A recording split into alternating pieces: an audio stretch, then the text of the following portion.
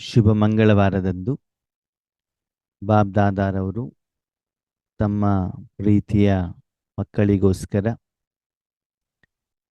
ತೀವ್ರ ಪುರುಷಾರ್ಥಕ್ಕಾಗಿ ಬೇಹದ್ದಿನ ಸೇವೆಗೋಸ್ಕರ ಹೊಸ ಪ್ರೇರಣೆಯನ್ನ ವಿಧಿವಿಧಾನವನ್ನ ಬಾಬಾರವರು ಮಕ್ಕಳಿಗೆ ಕೊಡ್ತಾ ಇರ್ತಾರೆ. ಅದೇ ರೀತಿ ಈ ಭಾನುವಾರನೂ ಕೂಡ ಬಾಬಾರವರು ಅವ್ಯಕ್ತ ರೂಪದಲ್ಲಿ, ನಿರಾಕಾರ ರೂಪದಲ್ಲಿ ಹೇಗೆ ಬೇಹದ್ದಿನ ಸೇವೆ ಮಾಡಬೇಕು ಹೇಳುವಂಥ ವಿಷಯವನ್ನ ಮುರಳಿಯ ಮೂಲಕ ತಿಳಿಸುವಂತಹ ಪ್ರಯತ್ನವನ್ನ ಮಾಡ್ತಾ ಇದ್ದಾನೆ. ಈ ಮುರಳಿಯ ದಿನಾಂಕ ಒರಿಜಿನಲ್ ಡೇಟ್ 31 ಡಿಸೆಂಬರ್ 2001. ಹೊಸ ವರ್ಷದ ಮುರಳಿ ಆಗಿರುವಂಥ ಕಾರಣದಿಂದ ಆರಂಭದಲ್ಲಿ ಬಾಬಾರವರು ಹೊಸ ವರ್ಷ ಮತ್ತು ಹೊಸ ಯುಗದ ಬಗ್ಗೆ ಮಕ್ಕಳಿಗೆ ತಿಳಿಸುವಂತ ಪ್ರಯತ್ನವನ್ನ ಮಾಡ್ತಾ ಇದ್ದಾರೆ. ಹೊಸ ವರ್ಷವನ್ನಂತೂ ಪ್ರಪಂಚದಲ್ಲಿ ಎಲ್ಲರೂ ಆಚರಣೆ ಮಾಡ್ತಾರೆ. ವರ್ಷಕ್ಕೊಂದ್ಸಲ ಹೊಸ ವರ್ಷ ಬರುತ್ತೆ. ಅದರಲ್ಲಿ ಉಡುಗೊರೆಯನ್ನ ತೆಗೆದುಕೊಳ್ಳೋದು, ಉಡುಗೊರೆಯನ್ನ ಕೊಡೋದು, ಗ್ರೀಟಿಂಗ್ಸ್ಗಳನ್ನು ಹಂಚುವಂಥದ್ದು, ಮೆಸೇಜ್ಗಳನ್ನು ಕಳಿಸುವಂಥದ್ದು, ಪಾರ್ಟಿ ಮಾಡುವಂಥದ್ದು, ಫೋಟೋ ತೆಗೆಯುವಂಥದ್ದು, ಇದನ್ನೆಲ್ಲವನ್ನ ಮಾಡ್ತಾರೆ. ಆದರೆ ಇಲ್ಲಿ ಭಗವಂತ ನಮ್ಗೆ ಹೇಳ್ತಾ ಇರುವಂಥದ್ದು, ಮಕ್ಕಳೇ, ಹೊಸ ವರ್ಷಕ್ಕಿಂತ ಹೊಸ ಯುಗ ನಿರಂತರವಾಗಿರಬೇಕು. ಪ್ರಪಂಚದಲ್ಲಿ ಒಂದು ದಿನನೋ 2 ದಿನನೋ ಹೊಸ ವರ್ಷವನ್ನ ಆಚರಣೆ ಮಾಡ್ತಾರೆ. ಆದ್ರೆ ನೀವು ಪೂರ್ತಿ ಈ ಶರೀರದ ಮೂಲಕ ಇರುವಂತ ಸಮಯದಲ್ಲಿ ಪ್ರತಿ ಶ್ವಾಸ, ಪ್ರತಿ ಸಮಯ, ಪ್ರತಿ ಸಂಕಲ್ಪ, ಪ್ರತಿ ಕರ್ಮೇಂದ್ರಿಯಗಳ ಮೂಲಕ, ಸಫಲತೆಯ ಮೂಲಕ ಹೊಸ ಯುಗಕ್ಕೆ ನೀವು ನಾಂದಿಯನ್ನ, ಫೌಂಡೇಶನ್ ಅನ್ನ ಹಾಕ್ಬೇಕಾಗ್ತದೆ. ಅಲ್ಲಿ ಅವರು ಒಂದು ದಿನ ಮಾತ್ರ ಆಚರಣೆಯನ್ನ ಮಾಡ್ತಾರೆ. ಈಗ ನೀವು ಸ್ವಲ್ಪ ಸಮಯದಲ್ಲಿ ಮಾಡುವಂತ ಸಾಧನೆಯಿಂದ 2500 ವರ್ಷದವರೆಗೂ ಏನ್ ಮಾಡ್ಬೋದು, ಹೊಸ ಯುಗದ ಒಂದು ಸಂಭ್ರಮವನ್ನ, ಆ ಆನಂದವನ್ನ, ಸುಖವನ್ನ ತಮ್ಮೆಲ್ಲರ ಜೊತೆಗೆ ತಮ್ಮ ಸಹೋದರ ಆತ್ಮರು, ವಿಶ್ವದ ಎಲ್ಲ ಆತ್ಮರು, ಪಂಚತತ್ವಗಳು ಸಹಿತ ಮಕ್ಕಳೇ ಅನುಭವಿಸಲಿಕ್ಕೆ ಸಾಧ್ಯ. ಅದಕ್ಕಾಗಿ ನೀವೇನು ಮಾಡಬೇಕು? ಹೊಸ ವರ್ಷದ ವಿಶೇಷತೆ ಏನಿಲ್ಲ. ನಾನು ನಿಮಗೆ ಹೊಸ ವರ್ಷದ ಶುಭಾಶಯವನ್ನು ಕೂಡ ಕೊಡಬಹುದು. ಆದರೆ ನನಗೆ ಬೇಕಾಗಿರುವಂಥದ್ದು ಹೊಸ ಯುಗ, ಎಲ್ಲಿ ಸುಖ, ಶಾಂತಿ, ಸಂತೋಷ, ನೆಮ್ಮದಿ, ಆರೋಗ್ಯ ಸದಾಕಾಲ ಏಕರೂಪದಲ್ಲಿ ಇರುತ್ತೋ, ಯಾರಿಗೆ ಕಾಯಿಲೆಗಳು, ಸಮಸ್ಯೆಗಳು, ವಿಘ್ನಗಳು, ನೋವುಗಳು ಇರುವುದಿಲ್ಲವೋ ಅಂತಹ ಒಂದು ಹೊಸ ಯುಗದ ರಚಯಿತ ತಂದೆ ಆ ಒಂದು ರಚನೆ ಮಾಡಲಿಕ್ಕೆ ಸಾಧನವಾಗಿರುವಂತಹ ಮಾಸ್ಟರ್ ನವಯುಗ ರಚಿತ ಮಕ್ಕಳ ಜೊತೆಗೆ ಹೊಸ ವರ್ಷವನ್ನ ಆಚರಣೆ ಮಾಡಲಿಕ್ಕೆ ಬಂದಿದ್ದಾರೆ. ಪ್ರಪಂಚದಲ್ಲಿ ಹೊಸ ವರ್ಷದ ಆಚರಣೆಯನ್ನ ಮಾಡ್ತಾರೆ. ಆದರೆ ನೀವು ಹೊಸ ಯುಗವನ್ನ ಸ್ಥಾಪನೆ ಮಾಡಲಿಕ್ಕೆ ಭಗವಂತನ ಕೈಯಲ್ಲಿ ನಿಮಿತ್ತ ಸಾಧನ ಆಗಿದಿರಿ. ನೀವು ಈ ಒಂದು ಶುಭಾಶಯವನ್ನ, ಉಡುಗೊರೆಯನ್ನ, ವರದಾನವನ್ನ ಸಂಪೂರ್ಣವಾಗಿ ಸಂಗಮ ಯುಗದಲ್ಲಿ ನೀವೇನ್ ಮಾಡಬೇಕಾಗ್ತದೆ ಮಕ್ಕಳೇ? ಆಚರಣೆಯನ್ನ ಮಾಡಬೇಕಾಗ್ತದೆ. ಪ್ರತಿಕ್ಷಣ ಈ ಶರೀರದಲ್ಲಿ ಇರುವವರೆಗೂ ಕೂಡ ಪ್ರತಿ ಸೆಕೆಂಡ್ ಆ ಒಂದು ಅವಿನಾಶಿಯಾಗಿರುವಂತಹ ಖುಷಿ, ಆನಂದ, ಪ್ರೀತಿಯನ್ನು ಅನುಭವಿಸಬೇಕಾಗ್ತದೆ. ಹೊಸ ವರ್ಷದಲ್ಲಿ ಒಬ್ಬರು ಇನ್ನೊಬ್ಬರಿಗೆ ಉಡುಗೊರೆಯನ್ನು ಕೊಡಬಹುದು, ಗ್ರೀಟಿಂಗ್ಸ್ಗಳನ್ನ ಕೊಡಬಹುದು. ಆದ್ರೆ ಭಗವಂತ ನಿಮ್ಗೆ ಏನು ಕೊಡ್ತಾ ಇದ್ದಾರೆ? ಕೆಲವೊಂದು ಮಕ್ಕಳು ಕೇಳ್ತಾರಂತೆ, ಬಾಬಾ, ವರ್ತಮಾನ ಸಮಯದಲ್ಲಿ ಇಂದ್ರಿಯ ಸುಖವನ್ನ ತ್ಯಾಗ ಮಾಡಿ, ಟಿವಿ ಸೀರಿಯಲ್ ನೋಡೋದನ್ನ ಬಿಟ್ಬಿಟ್ಟು, ಊಟ ತಿಂಡಿ ಮಾಡೋದನ್ನ ಬಿಟ್ಬಿಟ್ಟು, ಎಲ್ಲವನ್ನು ತ್ಯಾಗ ಮಾಡಿ ನಾವು ಸಂಗಮ ಯುಗದಲ್ಲಿ ಈ ಸಾಧನೆಯನ್ನು ಮಾಡಿದಾಗ ನಮಗೇನು ಸಿಗ್ತದೆ? ಅದಕ್ಕೆ ಭಗವಂತ ಹೇಳ್ತಾರೆ, ಭವಿಷ್ಯದಲ್ಲಿ ನಿಮಗೆ ಬಂಗಾರದ ಗಿಫ್ಟ್, ಗೋಲ್ಡನ್ ಗಿಫ್ಟ್ ಅನ್ನ ನಾನು ಕೊಡ್ತೇನೆ. ಇವತ್ತಿನ ಬಂಗಾರ ಅಂತ ಬಿಟ್ಟು ಇಷ್ಟು ನಿಮ್ಗೆ ಖುಷಿ ಆಗತ್ತಲ್ವ ಮಾತೆಯರಿಗೆ? ಭವಿಷ್ಯದಲ್ಲಿ ಬೇಕಾದಷ್ಟು ಬಂಗಾರ, ಬಂಗಾರದ ಮಹಲ್, ಬಂಗಾರದ ಆಭರಣಗಳು, ಬಂಗಾರದ ತಟ್ಟೆಯಲ್ಲೇ ಊಟ ಮಾಡಬಹುದು. ಓಕೆ, ಅದನ್ನೆಲ್ಲ ನೀವು ಭವಿಷ್ಯದಲ್ಲಿ ಪಡ್ಕೊಳ್ಳಿಕ್ಕೆ ಸಾಧ್ಯ. ಆ ಉಡುಗೊರೆಯನ್ನ ನಾನು ತೆಗೆದುಕೊಂಡು ಬಂದಿದ್ದೇನೆ. ಆದರೆ ಭವಿಷ್ಯದಲ್ಲಿ ನಿಮಗೆ ಅದು ಸಿಗಬೇಕು ಅಂತಂದ್ರೆ ವರ್ತಮಾನ ಸಮಯದಲ್ಲಿ ನೀವೇನು ಪುರುಷಾರ್ಥ ಮಾಡಬೇಕು? ಆದ್ಮೇಲೆ ಮನುಷ್ಯಾತ್ಮನಿಗೆ ಅವರ ಜೀವನದಲ್ಲಿ ಏನು ಸಿಗತ್ತೋ ಅವರು ಮಾಡಿರುವಂತ ಕರ್ಮದ ಫಲನೇ ಅವರಿಗೆ ಸಿಗ್ತಾ ಇರ್ತದೆ. ಭವಿಷ್ಯದಲ್ಲಿ ಆ ಫಲ ಸಿಗಬೇಕು ಅಂದ್ರೆ ಈಗ ನಾನು ಏನು ಮಾಡಬೇಕು?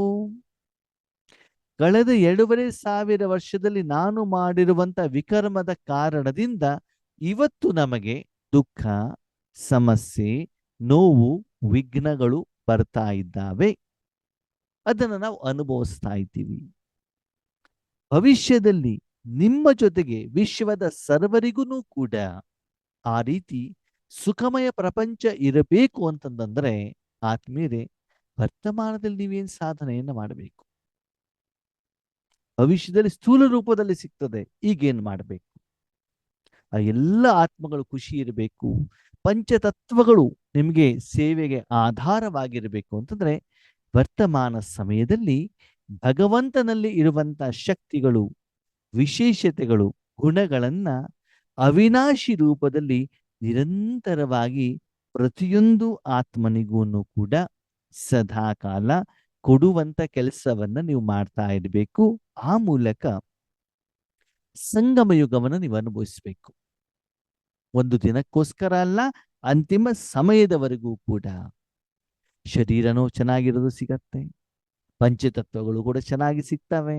ಅದಕ್ಕಾಗಿ ಈಗ ಮನ ಮತ್ತು ಬುದ್ಧಿಯ ಮೂಲಕ ಹೊಸ ಯುಗವನ್ನ ನೆನಪು ಮಾಡ್ತಾ ಇದ್ದೀರಾ, ಆಚರಣೆ ಮಾಡ್ತಾ ಇದ್ದೀರಾ ಅಂತ ಬಾಬಾ ಏನ್ ಮಾಡ್ತಿದ್ದಾರೆ?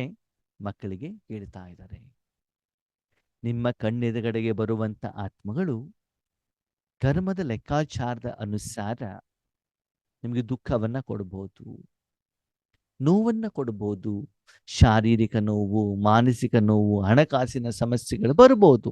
ಆದ್ರೆ ಆ ಎಲ್ಲ ಆತ್ಮಗಳಿಗೂ ಕೂಡ ಭಗವಂತ ಅವರಿಗೆ ಶುಭವಾಗಲಿ, ಕಲ್ಯಾಣವಾಗಲಿ, ಅವರಿಗೂ ಕೂಡ ಭಗವಂತನ ಸಂದೇಶ ಸಿಗಲಿ, ಭಗವಂತನ ಆಸ್ತಿ ಸಿಗಲಿ ಅಂತ ಕೇವಲ ಶುಭ ಭಾವನೆ, ಶುಭ ಕಾಮನೆ ಇಡೋದಲ್ಲ. ನೀವು ಮಾಡುವಂತ ಪ್ರತಿಯೊಂದು ಕರ್ಮದಿಂದ ಮಕ್ಕಳೇ ಪ್ರತಿ ಸೆಕೆಂಡ್ ಭಗವಂತನ ಪ್ರತ್ಯಕ್ಷತೆ ಆಗ್ಬೇಕು. ಪ್ರತ್ಯಕ್ಷತೆ ಅಂತಂದ್ರೆ ಒಂದು, ಭವಿಷ್ಯದಲ್ಲಿ ನಿಮಿತ್ತ ಆತ್ಮರು ಸ್ಟೇಜಿನಲ್ಲಿ ಕುಂತಿರ್ತಾರೆ. ಆ ಸಮಯದಲ್ಲಿ ಅವರ ದರ್ಶನವನ್ನ ಮಾಡಲಿಕ್ಕೆ ಎದುರುಗಡೆ ಲಕ್ಷಾಂತರ ಆತ್ಮಗಳು ಅಥವಾ 1000 ಆತ್ಮಗಳು ಬರ್ತಾರೆ. ಎದುರುಗಡೆಗೆ ಬಂದಾಗ ಭಗವಂತ ನಿಮ್ಮ ಮನಸ್ಸು ಮತ್ತು ತನುವನ್ನ ಸಾಧನವಾಗಿಟ್ಕೊಂಡು ಅವರಿಗೆ ಸಾಕ್ಷಾತ್ಕಾರವನ್ನ ಭಗವಂತ ಮಾಡಿಸ್ತಾನೆ. ಇದು ಒಂದು ರೀತಿಯ ಭಗವಂತನ ಪ್ರತ್ಯಕ್ಷತೆ. ಅದು ಎಲ್ಲರೂ ಮಾಡ್ಲಿಕ್ಕೆ ಆಗೋದಿಲ್ಲ. ಅದು ನಿಮಿತ್ತದವರು ಕೆಲವೊಬ್ಬರು ಮಾತ್ರ ಮಾಡಬೇಕು, ಅಷ್ಟು ಶಕ್ತಿ ಇರುವಂಥವ್ರು ಮಾತ್ರ ಮಾಡಬೇಕು. ಅದಕ್ಕಾಗಿ ಅಷ್ಟು ಸ್ಟೇಜು, ವಾತಾವರಣ, ಸ್ಥಳ ಎಲ್ಲವನ್ನೂ ಕೂಡ ರೆಡಿ ಮಾಡಬೇಕಾಗ್ತದೆ.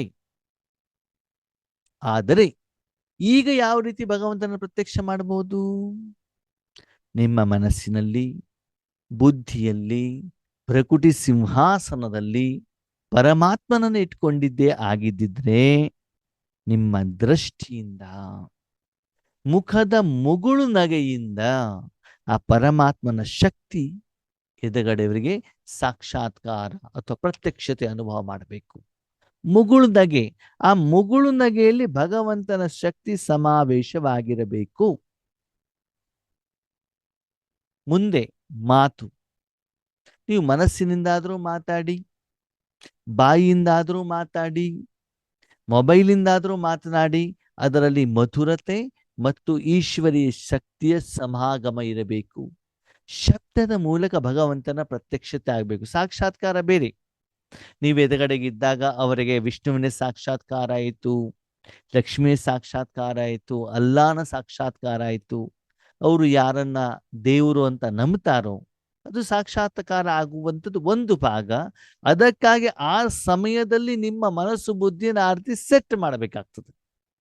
ಇಲ್ಲಿ ಭಗವಂತ ಹೇಳ್ತಾ ಇರೋದು ನಿರಂತರವಾಗಿ ಈ ಮಾಡುವಂಥ ಪ್ರತಿಯೊಂದು ಕರ್ಮದಲ್ಲೂ ಕೂಡ, ಪ್ರತಿ ಸೆಕೆಂಡ್ ಕೂಡ ಭಗವಂತ ನಿಮ್ಮನ್ನು ಎಲ್ಲಿ ಕಳಿಸಿದ್ರು ಕೂಡ ಪ್ರತ್ಯಕ್ಷತೆ ಆಗಬೇಕು ಅಂತಂದ್ರೆ ನಾವು ಮಾಡುವಂಥ ಪ್ರತಿಯೊಂದು ಕರ್ಮದಲ್ಲಿ ಭಗವಂತನ ಶಕ್ತಿ ಸಮಾವೇಶವಾಗಿರಬೇಕಾಗ್ತದೆ. ಅದಕ್ಕಾಗಿ ಮಕ್ಕಳೇ, ಹೊಸ ವರ್ಷಕ್ಕೋಸ್ಕರ ಏನು ಮಾಡ್ತೀರಿ? ಹೇಗೆ ಹೊಸ ವರ್ಷಕ್ಕೆ ಚಿಕ್ಕ ಮಕ್ಕಳು ಅಪ್ಪ ಅಮ್ಮನ ಹತ್ರ ಏನಾದರೂ ಹೊಸ ಗಿಫ್ಟ್ಗಳನ್ನು ನಿರೀಕ್ಷೆ ಮಾಡ್ತಾನೆ. ಹೊಸ ಕಾರ್ ಬೇಕು, ಕಂಪ್ಯೂಟರ್ ಬೇಕು, ಅಥವಾ ಹೊಸದು ಯಾವುದಾದ್ರು ಒಂದು ಸಾಧನಗಳು ಬೇಕು, ಬಟ್ಟೆ ಬೇಕು ಹೇಳುವಂಥ ಏನೋ ಒಂದು ಡಿಮಾಂಡ್ ಇರ್ತದಲ್ಲ ಲೌಕಿಕದಲ್ಲಿ. ಹಾಗೇನೆ ಭಗವಂತ ಹೇಳ್ತಾರೆ, ವಿಶ್ವ ಕಲ್ಯಾಣದ ಪ್ರತಿ, ನಿಮ್ಮ ಸಹೋದರ ಆತ್ಮರ ಪ್ರತಿ, ನಿಮ್ಮ ವೈಯಕ್ತಿಕ ನಿಮ್ಮ ಸ್ವಪುರುಷಾರ್ಥಕ್ಕೋಸ್ಕರ ಏನು ಹೊಸತನವನ್ನ ಮಾಡ್ತೀರಿ?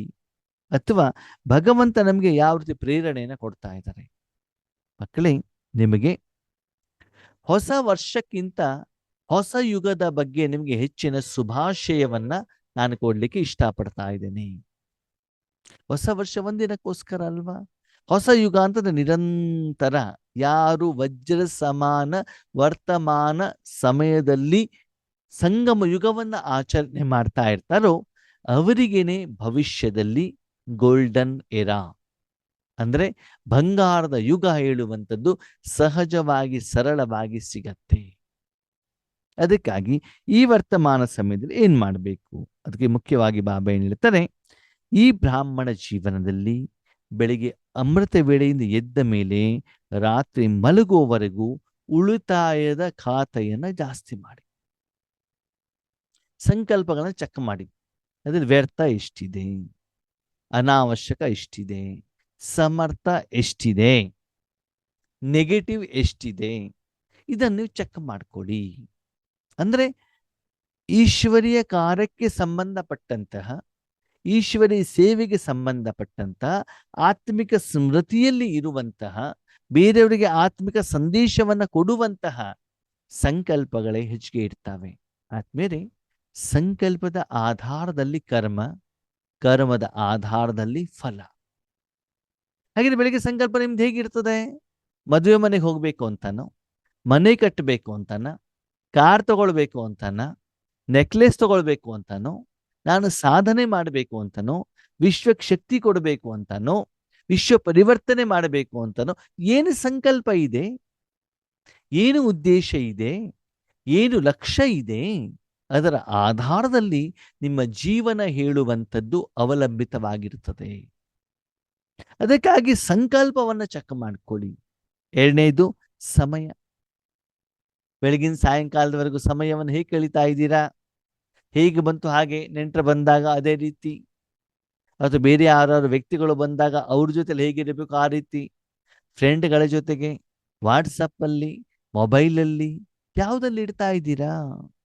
ಸಮಯವನ್ನು ಚೆಕ್ ಮಾಡ್ಕೊಳ್ಳಿ. ಜೊತೆಗೆ ಬಾಬಾ ಹೇಳ್ತಾರೆ, ಸಮಯ, ಸಂಕಲ್ಪ, ಶಕ್ತಿ, ಶಕ್ತಿಯನ್ನು ಕೂಡ ಚೆಕ್ ಮಾಡ್ಕೊಳ್ಳಿ. ಎಷ್ಟು ಸಾಧ್ಯವಾಗತ್ತೋ ಅಷ್ಟು ಉಳಿತಾಯ ಮಾಡ್ತಾ ಹೋಗ್ಬೇಕು. ಕೆಲವೊಂದ್ಸಲ ಈಶ್ವರೀಯ ಶಕ್ತಿಯನ್ನ ಇಂದ್ರಿಯಗಳ ಸುಖಕ್ಕಾಗಿ ನಾವು ಉಪಯೋಗ ಮಾಡ್ಕೊಳ್ತೀವಿ. ಬಾಬಾ, ನಾನು ಇಷ್ಟು ಯೋಗವನ್ನ ಮಾಡ್ತೇನೆ, ನನಗೆ ಇದನ್ನ ಕೊಡು. ಕೆಲವೊಂದ್ಸಲ ಈಶ್ವರೀಯ ಪರಿವಾರದಲ್ಲೂ ಕೂಡ ನಾವೇನ್ ಮಾಡ್ತೀವಿ ಗೊತ್ತಾ? ಬಾಬಾ, ನಾನು ಯೋಗ ಮಾಡ್ತಾ ಹೋಗ್ತೇನೆ, ನನಗೆ ಸೆಂಟರ್ ರೆಡಿ ಮಾಡಿಕೊಡು. ಅವಾಗೇನಾಯ್ತು? ಸೆಂಟರ್ ಅಂತಂದ್ರೆ ವಿನಾಶಿ ಅಲ್ವಾ? ಒಂದು ಜನ್ಮಕ್ಕೋಸ್ಕರ ಅಷ್ಟೇ ಅಲ್ವಾ? ಅಥವಾ ಬಾಬಾ ಸೇವೆಗೋಸ್ಕರ ಕಾರ್ ಕೊಡು, ಸೇವೆಗೋಸ್ಕರ ನಮ್ಮ ಸೇವಾ ಕೇಂದ್ರದಲ್ಲಿ ಮೈಕನ್ನ ಕೊಡಿಸು.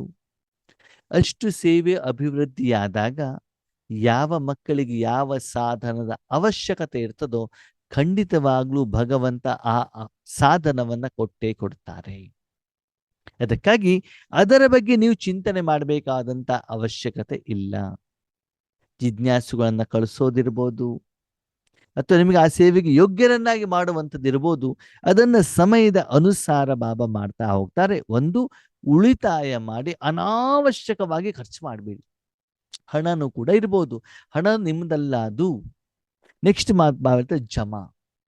ಪ್ರತಿದಿನ ಯೋಗದಲ್ಲಿ ಎಷ್ಟು ಜಮಾ ಆಯಿತು, ಇವತ್ತು ನಿಮ್ಮ ಜ್ಞಾನದ ಖಾತೆಯಲ್ಲಿ ಎಷ್ಟು ಹೊಸ ಹೊಸ ಪಾಯಿಂಟ್ಗಳು ಜಮಾ ಆಯಿತು, ಅನುಭವದಲ್ಲಿ ಈಶ್ವರಾನುಭೂತಿಯಲ್ಲಿ ಎಷ್ಟು ಜಮಾ ಆಯಿತು, ಬೇರೆಯವರಿಗೆ ಸೇವೆ ಮಾಡುವಂತ ಸಂದರ್ಭದಲ್ಲಿ ಆಂತರಿಕವಾಗಿ ಯೋಗಿಕ ಸ್ಟೇಜ್ನಲ್ಲಿ ಎಷ್ಟು ಜಮಾ ಆಯಿತು, ಹೊಸ ಹೊಸ ವಿಷಯಗಳು ಎಷ್ಟು ಜಮಾ ಆಗಿದ್ದಾವೆ, ಆಶೀರ್ವಾದಗಳು ಎಷ್ಟು ಜಮಾ ಆಗಿದ್ದಾವೆ.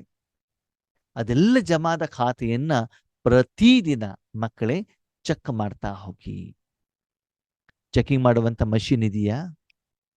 ಬಾಬಾ ಹೇಳ್ತಾರೆ, ನನ್ನ ಮಕ್ಕಳ ಹತ್ರ ಒಂದು ಮಷಿನ್ ಚೆನ್ನಾಗಿದೆ. ಹೌದಾ? ಯಾವುದು? ಬೇರೆಯವರನ್ನ ಚೆಕಿಂಗ್ ಮಾಡೋ ಮಷಿನ್ ಚೆನ್ನಾಗಿದೆ ಅಲ್ವಾ? ತಮ್ಮನ್ನ ಚೆಕಿಂಗ್ ಮಾಡುವಂತ ಮಷಿನ್ ಇಲ್ಲ. ಆ ಚೆಕಿಂಗ್ ಮಾಡೋ ಮಷಿನ್ ಇಲ್ಲ, ನನಗೆ ಅಪ್ಲಿಕೇಶನ್ ಹಾಕಿ ಅಂತ ಹೇಳ್ತಾರೆ ಬಾಬಾ. ದೂರದ ದೃಷ್ಟಿ ಚೆನ್ನಾಗಿ ಕಾಣುತ್ತಂತೆ, ಹತ್ತಿರದ ದೃಷ್ಟಿ ಕಾಣೋದಿಲ್ಲ. ಅದಕ್ಕಾಗಿ ಮಕ್ಕಳೇ, ಒಂದು, ಉಳಿತಾಯ ಮಾಡಬೇಕು. ಎರಡನೇದು, ಮೊದಲಿಗಿಂತ ಎರಡನೇದಾಗಿ ತೀವ್ರವಾಗಿ ಸಂಪಾದನೆ ಮಾಡಬೇಕು. ಏನು ಸಂಪಾದನೆ ಮಾಡಿದ್ರು ಅದು ಜಮಾ ಮಾಡಬೇಕು. ಪ್ರಶ್ನೆ, ಯಾಕೆ ಬಾಬಾ ಜಮಾ ಮಾಡಬೇಕು? ಸಂಗಮ ಯುಗ ಅಂದ್ರೆ ಎಂಜಾಯ್ ಮಾಡೋದಲ್ವಾ? ಫಸ್ಟ್ ಪ್ಯಾರಾದಲ್ಲಿ ಹೇಳಿದಿರಿ, ಒಂದು ದಿನ ಅಲ್ಲ, ಜೀವನ ಪೂರ್ತಿ, ಸಂಗಮ ಯುಗ ಪೂರ್ತಿ ಎಂಜಾಯ್ ಮಾಡಿ ಅಂತ. ಜಮಾ ಮಾಡೋದು ಯಾಕೆ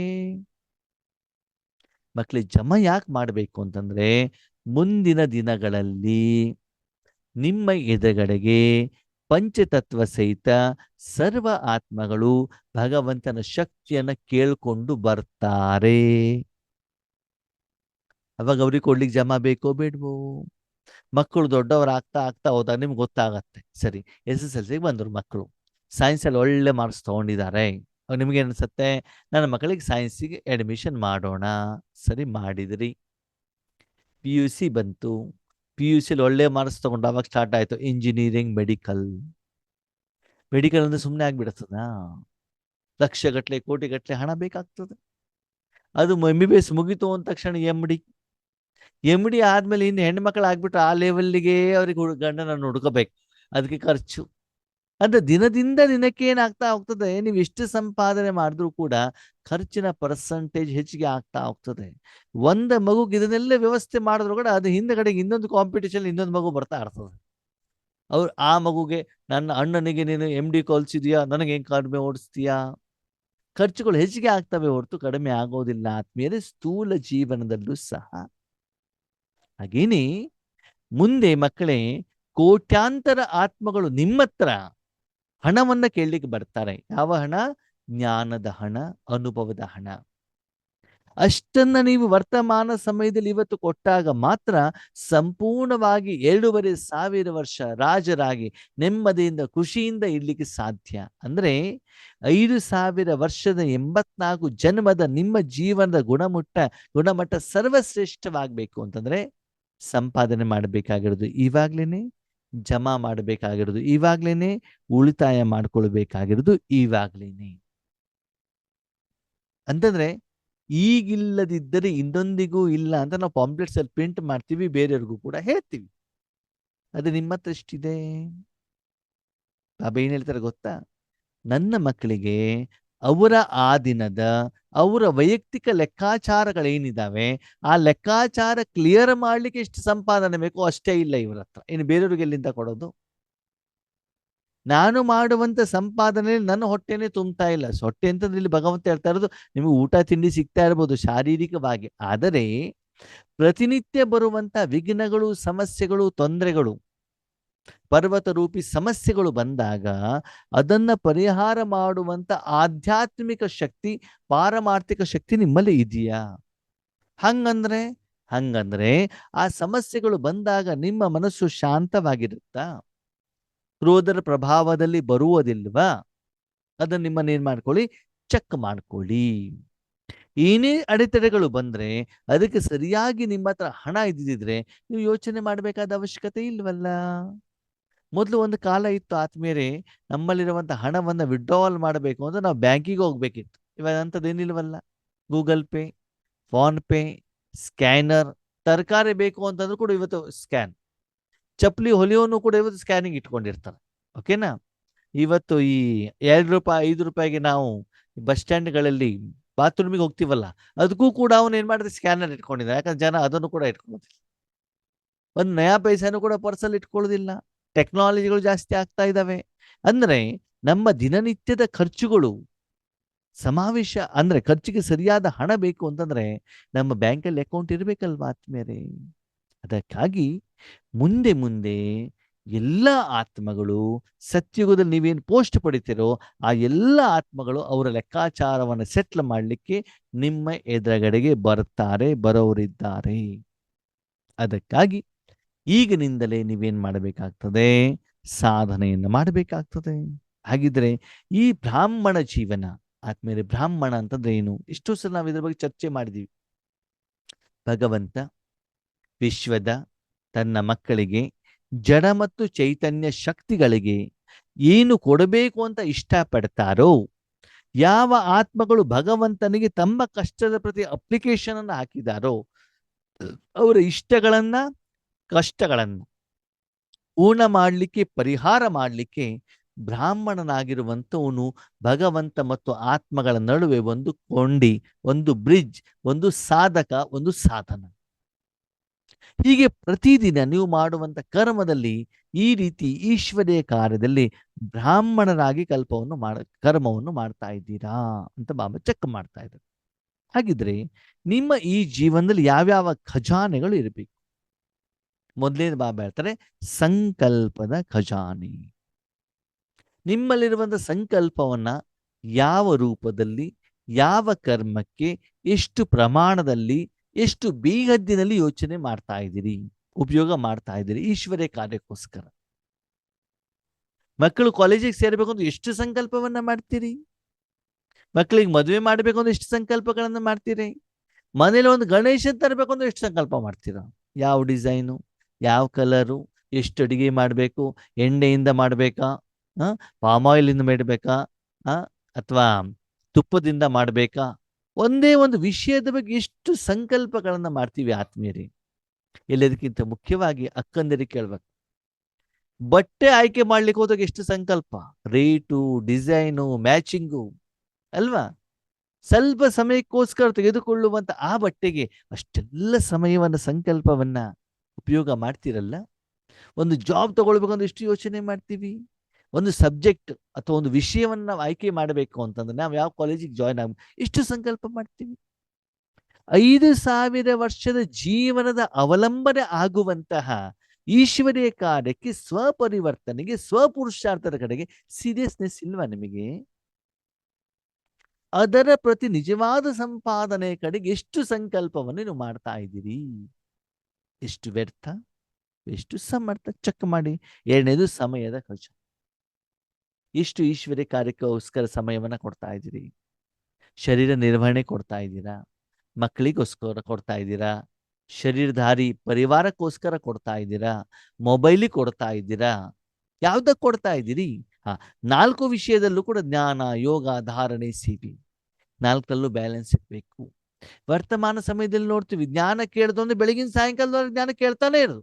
ನಾನು ಕೆಲವರು ಮನೇಲಿ ನೋಡಿದ್ದೀನಪ್ಪ, ಯಾವಾಗಲೂ ಮೊಬೈಲ್ ಆನೇ ಇರ್ತದೆ. ಇವರು ಮುರ್ಲಿ ಕೇಳಿದ್ವಿ, ಅವ್ರು ಮುರ್ಲಿ ಕೇಳಿದ್ವಿ, ಆ ಕ್ಲಾಸ್ ಕೇಳಿದ್ವಿ, ಈ ಕ್ಲಾಸ್ ಕೇಳಿದ್ವಿ, ಕಾಮೆಂಟ್ರಿ ಕೇಳಿದ್ವಿ, ಹಾಡು ಕೇಳಿದ್ವಿ. ಪೂರ್ತಿ ದಿನ ಜ್ಞಾನ ಜ್ಞಾನ ಜ್ಞಾನ ಜ್ಞಾನ. ಯೋಗ ಯಾವಾಗ? ಯೋಗ ಮಾಡ್ಲಿಕ್ಕೆ ಶುರು ಮಾಡಿದ್ರೆ ಯೋಗ ಒಂದೇನೆ, ಜ್ಞಾನ ಇಲ್ಲವೇ ಇಲ್ಲ. ಧಾರಣೆ ಮಾಡ್ಲಿಕ್ಕೆ ಕೂತ್ಕೊಂಡ್ಬಿಟ್ಟು ಏನಾಗ್ಬಿಡ್ತದೆ ಅಂತಂದ್ರೆ ಧಾರಣೆ ಕಡೆ ಮಾತ್ರ ಗಮನವನ್ನ ಕೊಡ್ತೀವಿ. ಅದರಲ್ಲೂ ವಿಶೇಷವಾಗಿ ಶಾರೀರಿಕ ಧಾರಣೆ ಕಡೆಗೆ ಹೆಚ್ಚಿನ ಗಮನ. ಧಾರಣೆ ಅಂತಂದ್ರೆ ಏನು? ದಿನನಿತ್ಯದ ಕರ್ಮ ಮಾಡಬೇಕಾದ್ರೂ ಕೂಡ ನಾನು ಆತ್ಮ ಅಂತ ತಿಳ್ಕೊಂಡು ಮಾಡ್ತಾ ಇದ್ದೇನಾ? ಆತ್ಮಿಕ ಸ್ಥಿತಿಯಲ್ಲಿ ಮಾಡ್ತಾ ಇದ್ದೇನಾ? ಆತ್ಮಾಭಿಮಾನಿ ಸ್ಥಿತಿಯಲ್ಲಿ ಮಾಡ್ತಾ ಇದ್ದೇನಾ? ದೇಹಿ ಅಭಿಮಾನಿ ಸ್ಥಿತಿಯಲ್ಲಿ ಮಾಡ್ತಾ ಇದ್ದೇನಾ? ಪ್ರಕೃತಿಯಲ್ಲಿ ಸಪ್ರೇಟ್ ಆಗಿ ಆತ್ಮ ಅಂತ ತಿಳ್ಕೊಂಡ್ಬಿಟ್ಟು ಮಾಡ್ತಾ ಇದ್ದೇನಾ? ಭಗವಂತನ ಜೊತೆಲಿ ಇಟ್ಕೊಂಡು ಮಾಡ್ತಾ ಇದ್ದೇನಾ? ಮಾನಸಿಕ ಧಾರಣೆ. ಪ್ರತಿಯೊಂದು ಕರ್ಮ ಮಾಡಬೇಕಾದ್ರೆ ಮನಸ್ಸಿನ ಜೊತೆಗೆ, ಭಗವಂತನ ಜೊತೆಗೆ ಯಾವ ಸಂಬಂಧ, ಯಾವ ಲೆವೆಲ್, ಯಾವ ಪ್ರಮಾಣದಲ್ಲಿ ನಾನು ಇಟ್ಕೊಂಡಿದ್ದೇನೆ, ಆ ಧಾರಣೆ ಕಡೆ ನಾವು ಗಮನವನ್ನ ಕೊಡ್ತಾ ಇದ್ದೀವಾ? ಸೇವೆ. ಎಲ್ಲೊಬ್ರು ಸೇವೆ ಮಾಡಿದ್ರೆ ಫುಲ್ ತನುವಿನ ಸೇವೆ ಸೇವೆ ಸೇವೆ ಸೇವೆ ಸೇವೆ. ಮೂಡ್ಲಿ ಕೇಳೋದು ಇಲ್ಲ, ಯೋಗ ಇಲ್ವೇ ಇಲ್ಲ, ಧಾರಣ ಮಾತೇ ಆಡ್ಬಿಡಿ. ಯಾವುದೋ ಒಂದು ವಿಷಯ ಇಟ್ಕೊಂಡ್ಬಿಟ್ಟು ಅದು ಮುಗ್ದೇ ಹೋಯ್ತು, ಬೇರೆದನ್ನು ಮುಟ್ಟೋದೇ ಇಲ್ಲ. ಸರಿ, ಹೇಳ್ತಾರೆ, ಒಂದು ದಿವಸ ಏನ್ ಮಾಡಿ ಅಕ್ಕೋ ಮಕ್ಕಳೇ, ಬೆಳಗಿಂದ ಸಾಯಂಕಾಲದ ಪಾಯಸ ಒಂದೇ ತಿಂತಾರೆ, ಬೇರೆದು ಮುಟ್ಲೇಬೇಡಿ, ಓಕೆನಾ? ಒಂದಿನ ಬೆಳಗಿಂದ ಸಾಯಂಕಾಲದವರೆಗೆ, ಒಂದು ವಾರದವರೆಗೆ ಏನ್ ಮಾಡೋದು? ಅನ್ನ ಮಜ್ಜಿಗೆ, ಅನ್ನ ಮಜ್ಜಿಗೆ, ಅನ್ನ ಎಲ್ಲ ಯಾವಾಗ ಬೇಕಾದ್ರೆ ಅನ್ನ ಮಜ್ಜಿಗೆ, ಅದು ಬೇರೆ ಏನು ತಿನ್ಬೇಡಿ. ಏನಾಗ್ತದೆ? ಊಟ ಆಹಾರ ಅಂತಂದ್ರೆ ಉಪ್ಪು, ಹುಳಿ, ಖಾರ, ಸಿಹಿ ಎಲ್ಲ ಬ್ಯಾಲೆನ್ಸ್ ಇರ್ಬೇಕಲ್ವಾ? ಆವಾಗಲೇ ಆರೋಗ್ಯ ಚೆನ್ನಾಗಿರ್ತದೆ, ನಿಮ್ಗೂ ಇಷ್ಟವಾಗ್ತದೆ. ಹಾಗೆ ಸಮಯವನ್ನ ಯಾವ ರೀತಿ ಉನ್ನತ ಕಾರ್ಯಕ್ಕೋಸ್ಕರ ಉಪಯೋಗ ಮಾಡ್ತಿದ್ರಿ, ಎಷ್ಟು ವ್ಯರ್ಥ ಮಾಡ್ತಿದ್ರಿ? ನಿದ್ರೆ ಮಾಡಿ ಆದ್ರೂ ಆಗ್ಬೋದು, ಅವ್ರು ಹಾಗೆ ಮಾಡ್ತಾರೆ, ಇವ್ರು ಹೀಗೆ ಮಾಡ್ತಾರೆ, ಅವ್ರು ಸರಿ ಇಲ್ಲ, ಇವ್ರು ಸರಿ ಇಲ್ಲ, ಬೇರೆಯವರ ನಿಂದನೆ, ಬೇರೆಯವರ ಪಾತ್ರವನ್ನು ನೋಡೋದು, ಅದಕ್ಕೆ ಮಾರ್ಕ್ಸ್ ಹಾಕುವಂಥದ್ದು. ಆ ಡ್ಯೂಟಿ ನಿಮ್ಗೆ ಯಾರು ಕೊಟ್ಟಿದ್ದಾರೆ? ನಿಮ್ಗೆ ಜವಾಬ್ದಾರಿ ಏನ್ ಬಾಬಾ ಕೊಟ್ಟಿದಾರ? ಬಾಬಾ ಕೊಟ್ಟಿರೋದು ಒಂದೇ ಜವಾಬ್ದಾರಿ, ನಿನ್ನನ್ನು ನೀನು ಪರಿವರ್ತನೆ ಮಾಡ್ಕೋ, ಸ್ವಪರಿವರ್ತನೆ. ನಾನು ಏನು ಜ್ಞಾನವನ್ನು ಹೇಳ್ತಾ ಇದ್ದೇನೋ ಅದನ್ನು ನಿನ್ನ ಜೀವನದಲ್ಲಿ ತರುವಂತ ಪ್ರಯತ್ನವನ್ನ, ಸಾಧನೆಯನ್ನು ನೀನು ಮಾಡು. ಬೇರೆದನ್ನು ನಾನು ನೋಡ್ಕೊಳ್ತೇನಲ್ವಾ? ಆತ್ಮೀಯರೇ, ಈಶ್ವರಿ ವಿಶ್ವವಿದ್ಯಾಲಯ ಹೇಳೋದು ಒಂದು ಸ್ಕೂಲ್ ಅಲ್ವಾ? ನೀವು ಸ್ಕೂಲಲ್ಲಿ ಇದ್ದೀರಂದ್ರೆ ನಿಮ್ಮ ಪುಸ್ತಕ, ನಿಮ್ಮ ಹೋಮ್ವರ್ಕ್, ನಿಮ್ಮ ಪ್ರಶ್ನೆಗೆ ನೀವು ಉತ್ತರ ಬರೀರಿ. ಪಕ್ಕದ ಸ್ಟೂಡೆಂಟ್ಸ್ ಬಗ್ಗೆ ನೋಡ್ಲಿಕ್ಕೆ ಟೀಚರ್ ಎದುರುಗಡೆಗಿದ್ದಾರೆ, ಅವರನ್ನು ನೀವು ನೋಡೋದು ಬೇಡ, ಅವ್ರದ್ದು ಪ್ರಶ್ನೆ ಕೇಳೋದು ಬೇಡ, ಅವ್ರ ಪುಸ್ತಕವನ್ನು ಕಾಪಿ ಮಾಡೋದು ಬೇಡ. ಟೀಚರ್ ಏನು ಹೇಳ್ತಾರೆ ಅದರ ಅನುಸಾರ ನೀವು ಪ್ರಶ್ನೆಗಳಿಗೆ ಉತ್ತರ ಬರೀರಿ, ಅವರ ಪಾಠವನ್ನ ಕೇಳಿ, ಆ ಬುಕ್ಕನ್ನು ಒಯ್ದ್ಬಿಟ್ಟು ಆ ಟೀಚರಿಗೆ ತೋರಿಸಿ, ದಯವಿಟ್ಟು ಪಕ್ಕದವರಿಗೆ ತೋರಿಸ್ಬೇಡಿ. ಈ ಮಾತನ್ನು ಬಾಬಾ ಯಾಕೆ ಹೇಳ್ತಾರಂತಂದ್ರೆ, ನಿಮ್ಮ ಜೀವನದ ಬದಲಾವಣೆಗಳನ್ನ, ಪರಿವರ್ತನೆಗಳನ್ನ ದಯವಿಟ್ಟು ಯಾವುದೇ ಸಹೋದರರಿಗೆ ತೋರಿಸಬೇಡಿ, ಹೇಳ್ಕೊಳ್ಬೇಡಿ.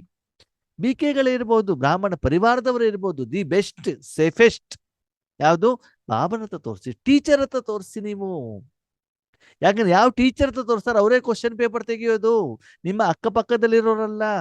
ಅಕ್ಕಪಕ್ಕದವ್ರು ನಿಮ್ಗೆ ಡೈರೆಕ್ಷನ್ ಕೊಟ್ಟಾಗ ಆ ವ್ಯಕ್ತಿ ನಾಳೆ ದಿನ ಫೇಲ್ ಆಗಿಬಿಡಬಹುದು, ಅವನಿಗೆ ಮಾರ್ಕ್ಸ್ ಕಡಿಮೆ ಬಿದ್ದ್ಬಿಡ್ಬೋದು.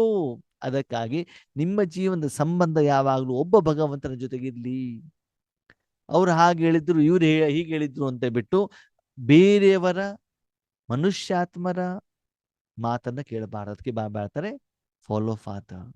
ಶಿವಬಾಬಾ ಕೋ ಯಾದ್ ಕರೋ, ಬ್ರಹ್ಮ ಬಾಬಾ ಕೋ ಫಾಲೋ ಕರೋ. ಅಂದ್ರೆ ಏನು?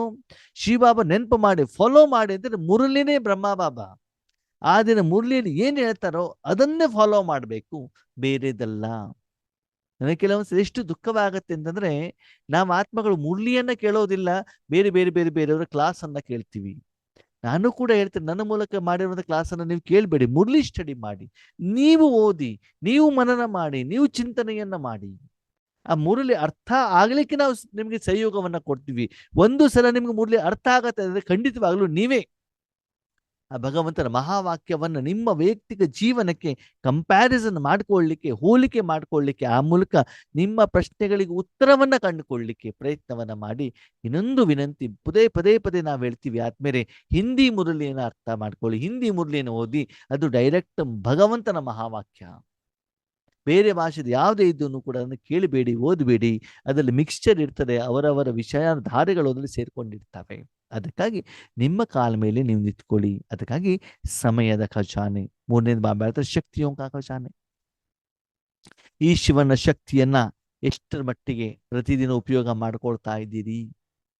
ಯಾವುದೇ ಕರ್ಮ ಬಂದಾಗ ಈಶ್ವರ ಶಕ್ತಿಯನ್ನು ಉಪಯೋಗ ಮಾಡಿ ಸಮಸ್ಯೆ ಪರಿಹಾರ ಮಾಡ್ತಿದ್ದೀರೋ, ಧನದ ಶಕ್ತಿಯನ್ನು ಉಪಯೋಗ ಮಾಡಿ ಮಾಡ್ತಾ ಇದ್ದೀರೋ, ಮನುಷ್ಯಾತ್ಮರ ಇನ್ಫ್ಲೂಯೆನ್ಸ್ ಉಪಯೋಗಿಸ್ಬಿಟ್ಟು ಮಾಡ್ತಾ ಇದ್ದೀರೋ, ಅಥವಾ ನಿಮ್ಮ ಶಾರೀರಿಕವಾದಂಥ ಯೌವನದ ಶಕ್ತಿಯ ಮೇಲೆ ಹೆಚ್ಚಿಗೆ ಅವಲಂಬಿತರಾಗಿದ್ದೀರೋ, ಚೆಕ್ ಮಾಡ್ಕೊಳ್ಳಿ.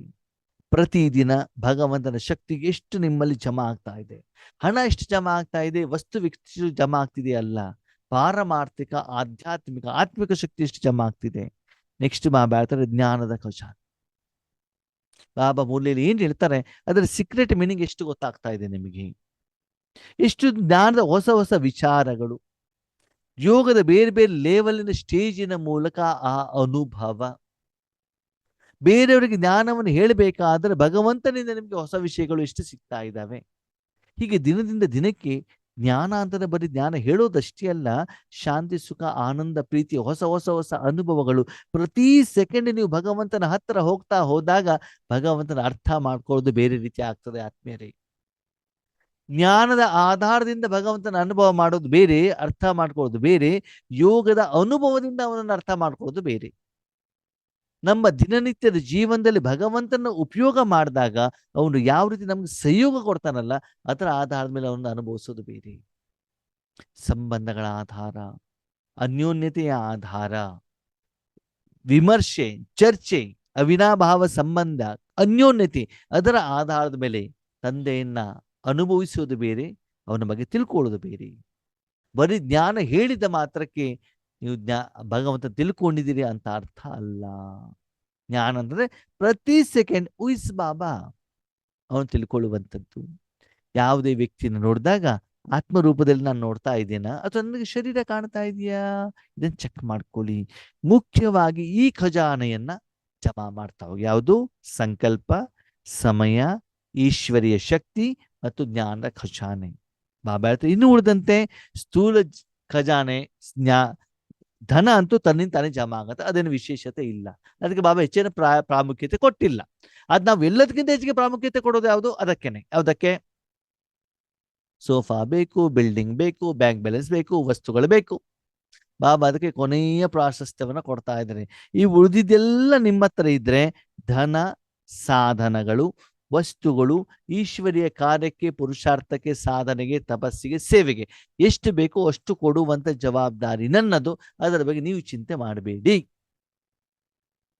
ಎಷ್ಟು ಮಜಾ ಅಂತಂದ್ರೆ, ಮೊನ್ನೆ ನಾವು ಈಶ್ವರಿ ಸೇವೆಗೆ ಬೆಂಗಳೂರಿಗೆ ಹೋದಾಗ, ಇವತ್ತು ಬೆಳಿಗ್ಗೆ ಬಂದಿದ್ದೆ ನಾನು. ಪ್ರತಿಯೊಂದು ಹಂತದಲ್ಲೂ ಬಾಬನ ಸಹಯೋಗ ಹೇಗಿತ್ತು. ಐಕಾನ್ ಲೇಔಟಿಂಗ್ ಅಂತ ಹೋಗ್ಬೇಕಂತ ಹೋದಾಗ ಪ್ರಕಾಶ್ ಅಣ್ಣ ಅಂತ ಬಂದ್ರು. ಅಣ್ಣವ್ರೆ ನಾನು ನಿಮ್ ಜೊತೆಗೆ ಬರ್ತೇನೆ ಅಂತಂದ್ರು. ಸರಿ, ಅವ್ರ ಜೊತೆಗೆ ಹೋಗಿದ್ದಾಯ್ತು. 3-4 ಜನ ಆತ್ಮರು ಬರ್ತಾರೆ ಅಂತಂದ್ರು. ಅವ್ರಿಗೆ ಹೆಂಗ್ ಕಳ್ಸೋದು? ಅಣ್ಣವ್ರ ಕಾರ್ ತಗೊಂಡ್ ಬಂದ್ರು. ನಾನು ಹೋಗಿ ಬಿಡ್ತೇನೆ ಅಂತಲ್ಲಿ ಕೂತ್ಕೊಂಡವ್ರು ರಾತ್ರಿ ಪ್ರೋಗ್ರಾಮ್ವರೆಗೂ ಕೂತ್ಕೊಂಡ್ರು. ಸರಿಗೆ ಲಾಸ್ಟಿಗೆ ಅಲ್ಲಿಂದ ಆ ಐಕಾನ್ ಲೇಔಟ್ ಇಂದ ಬಸ್ ಇರುವಂತ ಜಾಗಕ್ಕೆ ಹೆಂಗ್ ಹೋಗೋದು? ಆಟೋ ಬೇಕಲ್ಲ, ಆಟೋ ಬುಕ್ ಮಾಡಬೇಕಲ್ಲ ಅಂತ ನೋಡಿದ್ರೆ ಕರೆಕ್ಟಾಗಿ 5 ಗಂಟೆ ಪ್ರೋಗ್ರಾಮ್ ಮುಗ್ದಿದೆ. 5:45ಗೆ ಒಂದು ಮಾತೆ ಬಂದ್ರಲ್ಲಿ. ಪ್ರೋಗ್ರಾಮಿಗೆ ಇನ್ವಿಟೇಷನ್ ಇತ್ತಂತೆ, ಬಂದಿದ್ದಾರೆ. ಪ್ರೋಗ್ರಾಮಿಗೆ ಅಂತೂ ಬರ್ಲಿಕ್ಕೆ ಆಗಿಲ್ಲ, ಯಾರು ಬಂದಿದ್ದಾರೆ ನೋಡ್ಕೊಂಡು ಹೋಗೋಣ ಅಂತ. ಅವರಿಗೆ ಸೇವೆನೂ ಮಾಡಿದ್ದಾಯ್ತು, ಯೋಗನೂ ಮಾಡಿದ್ದಾಯ್ತು. ಅವರು 2 ವೀಲರ್ನಲ್ಲಿ ಎಲ್ಲಿ ಬೇಕೋ ತನ್ನ ಒಯ್ದು ಬಿಟ್ಟಿದ್ರು. ಅಂದ್ರೆ ಬಾಬನ ಪ್ಲಾನ್ ಹೇಗಿರುತ್ತೆ ನೋಡಿ. ಪ್ರತಿಯೊಂದು ಹಂತದಲ್ಲೂ ಕೂಡ ಧನ ಇರ್ಬೋದು, ತನು ಇರ್ಬೋದು, ಜನ ಇರ್ಬೋದು, ಬಾಬಾ ಪಕ್ಕ ವ್ಯವಸ್ಥೆ ಮಾಡ್ತಾ ಇರ್ತಾರೆ. ಹೆಚ್ಚಿನ ಯೋಚನೆ ಮಾಡಬೇಕಾದಂತ ಅವಶ್ಯಕತೆ ಇರೋದಿಲ್ಲ. ಹಾಗಂತ ನೆಗ್ಲಿಜೆನ್ಸ್ ಇಲ್ಲ. ಯಾರೊಬ್ರು ಬಂದೇ ಬರ್ತಾರೆ ಅಂತ ಎಲ್ಲಾ ಕಡೆಗೆ ಬರ್ತಾರೆ ಅಂತ ಬಿಡಿ ಗ್ಯಾರಂಟಿ ಇರೋದಿಲ್ಲ ಆತ್ಮೀಯರೇ. ಎಲ್ಲದಕ್ಕೂ ಕೂಡ ನಾವು ಎವರ್ ರೆಡಿ ಇರಬೇಕಾಗ್ತದೆ. ಅದಕ್ಕಾಗಿ ಬಾಬಾ ಇಲ್ಲಿ ಏನ್ ಹೇಳ್ತಾರೆ, ಸಮಯದ ಅನುಸಾರ ಮುಂದಿನ ದಿನಗಳಲ್ಲಿ ಈಶ್ವರಿ ಸೇವೆಯನ್ನ ಮಾಡಲಿಕ್ಕೆ ಈ ಎಲ್ಲ ಖಜಾನೆಗಳು ಜಮಾ ಇದ್ದಾವ. ಲೌಕಿಕದಲ್ಲಿ ಮನೆಯಲ್ಲಿ ಮಳೆಗಾಲ ಬರುತ್ತೆ ಅಂತಂದ್ರೆ ಸ್ವೆಟರ್, ಛತ್ರಿ ಎಲ್ಲ ರೆಡಿ ಮಾಡಿ ಇಟ್ಕೊಳ್ತೀರಲ್ವಾ? 3 ತಿಂಗಳಿಗೆ ಆಗುವಷ್ಟು ರೇಷನ್ ರೆಡಿ ಮಾಡಿ ಇಟ್ಕೊಳ್ತೀರಲ್ವಾ? ಮಗಳ ಮದುವೆ ಬರ್ತಾರೆ ಅಂದ್ರೆ 1000-2000 ಜನರಿಗೆ ಆಗುವಷ್ಟು ಉಡುಗೊರೆ, ಊಟ, ತಿಂಡಿ, ಬಟ್ಟೆ, ಪಾತ್ರೆ, ದಿನಸಿ ಎಲ್ಲ ರೆಡಿ ಮಾಡಿ ಇಟ್ಕೊಳ್ತೀರಲ್ವಾ? ಹಾಗೆ 5,000 ವರ್ಷಕ್ಕೆ ಬೇಕಾಗಿರುವಂತ ಸಂಪಾದನೆ ರೆಡಿ ಮಾಡಿ ಇಟ್ಕೊಳ್ತಾ ಇದ್ದೀರಾ? ಉಳಿತಾಯ ಇದೆಯಾ? ಭವಿಷ್ಯದಲ್ಲಿ ನಿಮ್ಮ ಎದುರುಗಡೆ ಆತ್ಮಗಳು ಬಂದಾಗ ಅವರಿಗೆ ದಾನ ಮಾಡ್ಲಿಕ್ಕೆ ಶಕ್ತಿಗಳಿದ್ದಾವ? ಜಮಾ ಮಾಡ್ಕೊಳ್ಳೋದು ಯಾವಾಗ? ಅದಕ್ಕಾಗಿ ಮಕ್ಕಳಿಗೆ ಚೆಕ್ ಮಾಡ್ಕೊಳ್ಳಿ, ಈ ಎಲ್ಲ ಶಕ್ತಿಗಳು ನಿಮ್ಮಲ್ಲಿ ಎಷ್ಟರ ಮಟ್ಟಿಗೆ ಖಜಾನೆ ಜಮಾ ಇದೆ. ಅದಕ್ಕಾಗಿ ಏನ್ ಮಾಡಬೇಕು ಅಂತಂದ್ರೆ, ಪ್ರತಿಯೊಂದು ಬ್ರಾಹ್ಮಣಾತ್ಮರು ಕೂಡ ಪ್ರತಿಯೊಂದು ಆತ್ಮಗಳ ಪ್ರತಿ ಶ್ರೇಷ್ಠ ಸಂಕಲ್ಪ ಮತ್ತು ಶುಭ ಸಂಕಲ್ಪವನ್ನ ಮಾಡಿ. ಆತ್ಮಗಳು ಯಾವುದೇ ಮೂಲೆಯಲ್ಲಿರ್ಲಿ, ಯಾವುದೇ ಸ್ಥಳದಲ್ಲಿರ್ಲಿ, ಲೌಕಿಕದಲ್ಲಿ ನೀವು ನೋಡಿ, ಒಂದು ರಾಕೆಟ್ ಒಂದು ಸ್ಥಳದಿಂದ ಇನ್ನೊಂದು ದೇಶದಲ್ಲಿ 1000 ಕಿಲೋಮೀಟರ್ ದೇಶದ ದೂರದಲ್ಲಿ ಎಲ್ಲಿ ಹೋಗಿ ಬೀಳ್ಬೇಕು ಅಂತ ಡೈರೆಕ್ಷನ್ ಮಾಡ್ತಾರೋ, ಪ್ಲಾನ್ ಮಾಡ್ತಾರೋ, ಅಲ್ಲಿ ಹೋಗ್ಬಿಟ್ಟು ಬಿದ್ದು ಅದ ಕೆಲಸವನ್ನದು ಮಾಡುತ್ತೆ. ಬಿಲ್ಡಿಂಗ್ ಅನ್ನು ಒಡೆಯೋದು ಅಥವಾ ಅಲ್ಲಿರುವಂತಹ ವ್ಯಕ್ತಿಯನ್ನು ಸಂಹಾರ ಮಾಡೋದು, ಅದು ಕರೆಕ್ಟಾಗಿ ಅಲ್ಲೇ ಹೋಗ್ಬಿಟ್ಟು ಬಿಡ್ತದೆ. ಮನುಷ್ಯ ನಿರ್ಮಿತವಾಗಿರುವಂತ ಈ ಸಾಧನ ಕೆಲವೊಂದು ಕ್ಷಣದಲ್ಲಿ ಆ ಕೆಲಸವನ್ನು ಮಾಡಬೇಕಾಗಿದ್ದರೆ, ನಿಮ್ಮ ಮನಸ್ಸು ಹೇಳುವಂಥದ್ದು ಒಂದು ಸಾಧನ ಇದೆಯಲ್ವಾ, ಆ ಸಾಧನದಲ್ಲಿ ರಾಕೆಟ್ ಏನ್ ಮಾಡುತ್ತೆ, ಬಾಂಬ್ ಅನ್ನು ತಗೊಂಡು ಹೋಗ್ಬಿಟ್ಟು ಅಲ್ಲಿ ಏನ್ ಮಾಡ್ತದೆ, ಅದನ್ನು ಒಡೆದಾಕತ್ತೆ, ವಿನಾಶ ಮಾಡುತ್ತೆ. ಹಾಗೆ ನೀವು ಕೂಡ ನಿಮ್ಮ ಮನಸ್ಸು ಹೇಳುವಂತ ರಾಕೆಟ್ ಮೂಲಕ ವಿಶ್ವದ ಯಾವುದೇ ಮೂಲೆಯಲ್ಲಿರುವಂತ ಆತ್ಮಗಳಿಗೆ ಭಗವಂತನ ಶಕ್ತಿಯನ್ನು ಅಲ್ಲಿ ಒಯ್ದು ಇಡುವುದರ ಮೂಲಕ, ಕೊಡುವುದರ ಮೂಲಕ, ಸ್ಫೋಟ ಮಾಡೋದರ ಮೂಲಕ ಶಾಂತಿಯ ಬಾಂಬ್ ಅನ್ನ ಸ್ಫೋಟ ಮಾಡಬಹುದು. ಎಲ್ಲಿ ಬಾಂಬ್ ಬಿದ್ದುಬಿಟ್ಟು ದುಃಖ ಇದೆಯೋ, ಸಮಸ್ಯೆ ಇದೆಯೋ, ತೊಂದರೆ ಇದೆಯೋ, ಅಲ್ಲಿ ನೀವು ಆ ಯೋಗದ ಶಕ್ತಿಯ ಮೂಲಕ ಶಾಂತಿಯನ್ನು ಕೊಡಲಿಕ್ಕೆ ಮನೆಯಲ್ಲೇ ಕುಳಿತುಕೊಂಡ್ಬಿಟ್ಟು ಅದು ಸಾಧ್ಯ ಇದೆ. ಅಂತ ಸೇವೆಯ ಅವಶ್ಯಕತೆ ಇದೆ. ಆದರೆ ಅಲ್ಲೊಂದು ಕಂಡೀಷನ್ ಹಾಕ್ತಾರೆ ಬಾಬಾ, ರಿಫೈನ್ ವಿಧಿ ಅಂತ ಹೇಳ್ತಾರೆ. ಏನದು ರಿಫೈನ್ ವಿಧಿ? ಮೊದಲು ನಾವೇನ್ ಮಾಡ್ತಿದ್ವಿ ಗೊತ್ತಾ? ನನ್ನ ಮಗ US ನಲ್ಲಿದ್ರೆ, US ಇಂದ ಏನೋ ಸುದ್ದಿ ಬಂದ್ರೆ, ಬಾಬಾ ನನ್ನ ಮಗನಿಗೆ ಚೆನ್ನಾಗಿಡು, ನಿಮ್ಮ ಮಗನ ಬಗ್ಗೆ ಮಾತ್ರ ಯೋಚನೆ ಅಲ್ವಾ? ನಿಮ್ಮ ಮಗ ಆಸ್ಟ್ರೇಲಿಯಾದಲ್ಲಿ ಇದ್ದು US ಅಲ್ಲಿ ಏನಾದ್ರೂ ನಿಮ್ಗೇನು ತೊಂದರೆ ಇಲ್ಲ ಅಲ್ವಾ? ಅವಾಗ ಏನಾಗತ್ತೆ? ಶಾರೀರಿಕವಾದಂತ ಮೋಹದ ಬಂಧನದಲ್ಲಿ ರಕ್ತ ಸಂಬಂಧಕ್ಕೆ ಮಾತ್ರ ನಾವು ಈಶ್ವರಿ ಸೇವೆಯ ಜಮದ ಖಾತೆನ ಉಪಯೋಗ ಮಾಡ್ತಿದ್ವಿ. ಈಗ ರಿಫೈನ್ ಅಂತಂದ್ರೆ ಆತ್ಮಗಳು, ಆತ್ಮಕ್ಕೆ ಕೊಡಬೇಕು, ಶರೀರಕ್ಕೆ ಅಲ್ಲ. ಶರೀರಕ್ಕೆ ಕೊಡುವಂಥವ್ರು ಬೇಕಾದಷ್ಟು ಜನ ಇದ್ದಾರೆ.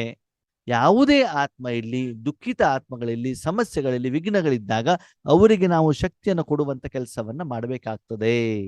ಅದಕ್ಕಾಗಿ ಬಾಬಾ ಏನ್ ಹೇಳ್ತಾರೆ ಮಕ್ಕಳೇ, ರಿಫೈನ್ ವಿಧಿಯನ್ನ ನಿಮ್ಮದನ್ನಾಗಿ ಮಾಡ್ಕೊಳ್ಳಿ. ಈ ವಿಧಿಯಿಂದನೇ ನಿಮ್ಗೆ ಸಿದ್ಧಿ ಅಂತ ಸಿಗ್ತದೆ. ಹಾಗಿದ್ರೆ ಈ ರಿಫೈನ್ ವಿಧಿ ತಗೊಳ್ಬೇಕು, ಮನಸ ಸೇವೆ ಮಾಡಬೇಕು, ವಿಶ್ವದ ಸರ್ವರಿಗೂ ಆ ಶಕ್ತಿ ಹೋಗ್ಬಿಟ್ಟು ತಲುಪಬೇಕು. ಅವರು ಬಾಂಬ್ ಹಾಕದೆ ಕೆಲವೊಂದು ಕ್ಷಣಗಳಲ್ಲಿ ಅಲ್ಲಿ ಒಂದು ಯುದ್ಧದ ನೋವಿನ, ಕೂಗಿನ, ಅಳುವಿನ ಆಕ್ರಂದನ ಮುಗಿಲು ಮುಟ್ಟತ್ತು. ಹಾಗೆ ನಿಮ್ಮ ಶಾಂತಿಯ ಬಾಂಬ್ನಿಂದ ಅಷ್ಟೇ ಬೇಗ ಏನಾಗಬೇಕಲ್ಲಿ ಶಾಂತ, ಎಷ್ಟು ಜೋರಾಗಿ ಬೆಂಕಿ ಇರ್ತದಲ್ಲ ಅಷ್ಟು ಜೋರಾಗಿ, ಅದಕ್ಕಿಂತ ಹೆಚ್ಚಿನ ಜೋರಾಗಿ ನೀವು ಅಲ್ಲಿ ಮಳೆ ಸುರಿದಾಗ, ನೀರು ಬಿದ್ದಾಗ ಅಷ್ಟೇ ಬೇಗ ಆತ್ಮೀಯರೇ ಆ ಬೆಂಕಿ ನಂದೋಗ್ತದೆ. ಅಷ್ಟು ಶಕ್ತಿಯ, ದೇಹದ್ದಿನ, ಅಪರಿಮಿತ ಪ್ರಮಾಣದ ಮನಸಾ ಸೇವೆಯ ಮೂಲಕ, ಭಗವಂತನ ಶಕ್ತಿಯ ಮೂಲಕ ವಿಶ್ವದ ಪರಿವರ್ತನೆ ಮಾಡಬೇಕು ಅಂತಂದ್ರೆ ಮಕ್ಕಳೇ, ಅಂತರ್ಮುಖತೆಯ ಬಟ್ಟಿಯಲ್ಲಿ ಕುತ್ಕೊಳ್ಬೇಕು. ಬಟ್ಟಿಯಲ್ಲಿ ಕುತ್ಕೊಳ್ಬೇಕಾಗತ್ತೆ. ಮನಸ್ಸನ್ನು ಒಳಗಡೆ ಕಳಿಸಿ ಪರಮಾತ್ಮನ ಒಳಗಡೆ ಕುತ್ಕೊಳ್ಳಿ. ಹೀಗೆ ಇಟ್ಟಿಗೆ ಬೆಂಕಿಯ ಜೊತೆಯಲ್ಲಿ ಇದ್ದಾಗ ಗಟ್ಟಿ ಆಗ್ತಾ ಆಗ್ತಾ ಆಗ್ತಾ ಎಷ್ಟು ಬೆಂಕಿಯ ನಿರಂತರ ಸಂಪರ್ಕದಲ್ಲಿರುತ್ತೋ ಅಷ್ಟು ಇಟ್ಟಿಗೆ ಸ್ಟ್ರಾಂಗ್ ಆಗತ್ತೋ. ಹಾಗೆ ಅಂತರ್ಮುಖತೆ, ಮನಸ್ಸನ್ನು ಒಳಗಡೆ ಕಳಿಸ್ಕೊಡಿ. ಆತ್ಮ ಪರಿವರ್ತನೆ ಪಾರಮಾರ್ಥಿಕವಾದ ಶಕ್ತಿಯ ಮೂಲಕ ನನ್ನ ವಿಕಾರದ ಮೇಲೆ ವಿಜಯಶಾಲಿ ಆಗುವಂಥದ್ದು, ಮುಂದೆ ಬೇಕಾಗಿರುವಂಥ ಎಲ್ಲೇ ಸೇವೆ ಮಾಡಲಿಕ್ಕೆ ಸ್ಟಾಕ್ ಮಾಡ್ಕೊಳ್ಳುವಂಥದ್ದು. ನಾವು ಬಾಹ್ಯಮುಖತೆಯಲ್ಲಿ ಹೋಗ್ಬಿಡ್ತೀವಿ, ತನು ಧನ ಜನರ ಬಗ್ಗೆ ಗಮನವನ್ನ ಕೊಡ್ತಾ ಇರ್ತೀವಿ. ಅದಕ್ಕಾಗಿ ಈಗ ಏನ್ ಮಾಡಿ, ಅಂತರ್ಮುಖತೆ ಬಟ್ಟಿ, ಅದಕ್ಕಾಗಿ ಸಮಯವನ್ನ ಕೊಡಿ. ನೋಡಿ ಆದ್ಮೇಲೆ ಅಂತರ್ಮುಖತೆಯ ಬಟ್ಟಿಯಲ್ಲಿ ಒಳಗಡೆ ಹೋಗ್ಬಿಟ್ಟು ಸೇವೆಯ ಬಗ್ಗೆ ಮನನ ಮಾಡೋದು, ಚಿಂತನೆ ಮಾಡೋದು, ದಟ್ ಈಸ್ ನಾಟ್ ಒರಿಜಿನಲ್ ಅಂತರ್ಮುಖತೆ. ಅಂದ್ರೆ ಸೇವೆ ಮಾಡೋದು ತಪ್ಪಿಲ್ಲ, ಅಂದ್ರೆ ಸೇವೆ ಬಗ್ಗೆ ಯೋಚನೆ ಮಾಡ್ತೀವಲ್ಲ, ಸಂಕಲ್ಪ ಇದು ಮಾಡಬೇಕು, ಇದು ಮಾಡಬೇಕು, ಹೌದಾಯ್ತು, ಇದಾಯ್ತು, ಮತ್ತೊಂದಾಯ್ತು. ನಿಮ್ಮ ವೈಯಕ್ತಿಕ ಜೀವನದ ಬಗ್ಗೆ ಆಗಲಿ, ಶರೀರದ ಬಗ್ಗೆ ಆಗಲಿ, ಸಂಬಂಧಿಕರ ಬಗ್ಗೆ ಅಲ್ಲ, ಒಳಗಡೆ ಅಂತರ್ಮುಖತೆಯಿಂದ ಶಾಂತಿ.